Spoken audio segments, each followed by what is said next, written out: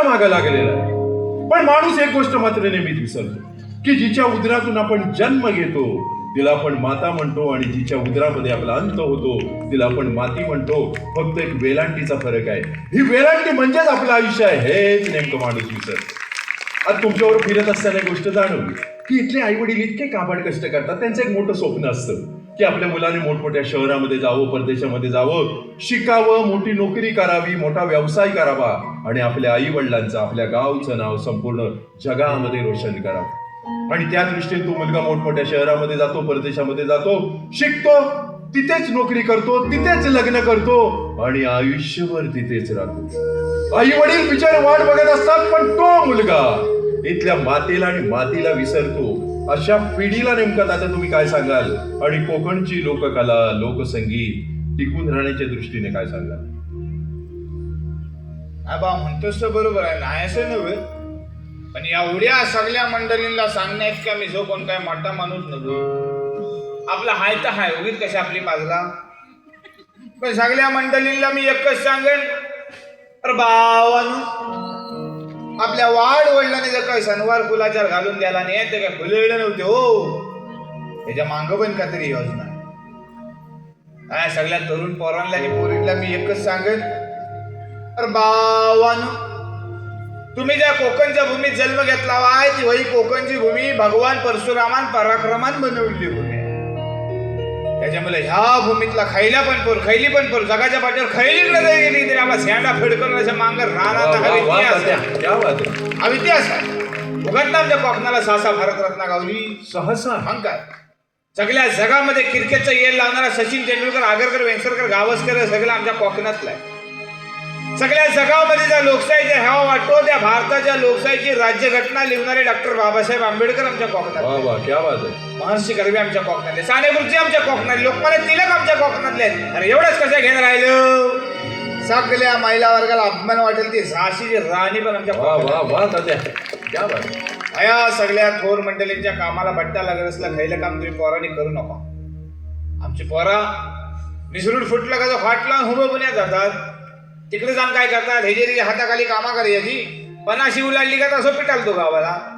मग काय इकडे नाकडीला कोची लावायची, ह्याच्या आंब्यावर जा, त्या खांड्यावर जा, त्या काजूवर जा. आता आंब्यावर पण कोण घेत नाही, सगळे गुरका आलेले आहेत. पण ते का आले याचा सगळ्यांनी विचार करण्याची गरज आहे. आम्हाला लाज वाटते यावी. अक्कड महाराष्ट्राला जवळजवळ 720 किलोमीटरचा समुद्र किनारा गावला आहे. जवळजवळ सगळा समुद्र किनारा आमच्या कोकणाच्या वाटेला. पण आमच्याकडे पर्यटन किती आहे? दोन डेंगा खाली जावा गोव्यात, आमच्या अर्ध्यात नाही समुद्र तर त्यांच्या घराघरात पर्यटन गेलेलं आहे. पण तात्या, कोकणामध्ये अनेक नेते मंडळी येतात आणि नेहमीच सांगत असतात की कोकणचा कॅलिफोर्निया बनवायचा आहे ते. अरे त्यांना कोकण का हा कल्लीलाच नाही, तर कॅलिफोर्नियावाले नेते मंडळी माझी बरोबर दे सगळा कोकण फिरून आणतो. जाता आता कॅलिफोर्नियावाला म्हणून आमचा कोकण करायला कोकण हा. मग झालेलं कसं आमच्या कोकणी माणसाची प्रवृत्तीच आमच्या एका हाच्या आड येते हो.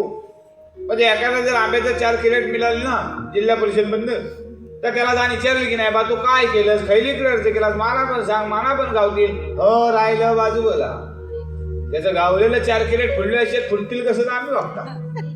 ही प्रवृत्ती कोकणी माणसांसोबत आहे. राजकारण करी हो, पण किती इलेक्शन झालं, मिरवणूक सोपली की सगळ्यांनी हातात हात घालून आपल्या वाडीच्या, आपल्या गावाच्या, आपल्या तालुक्याच्या, आपल्या जिल्ह्याच्या, आपल्या कोकणाच्या एका सगळ्यांनी एकत्र यावं. तरच आमच्याकडे होत नाही मागं राहायला. माझ्या सगळ्या तरुण पोरांना आणि पोरींना माझे हात जोडून विनंती आहे, अरे बावानो, तुमच्या शिक्षणाचा उपयोग कोकणाच्या भल्यासाठी कसा होईल तर बघा. जो तो उठतो तो आंब्याने काजविणीच्या मागं कोकणात का फलफलावल कमी आहे? रतांबा आहे, करदा आहे, जांभला आहे, फणस आहे, नारळ आहे.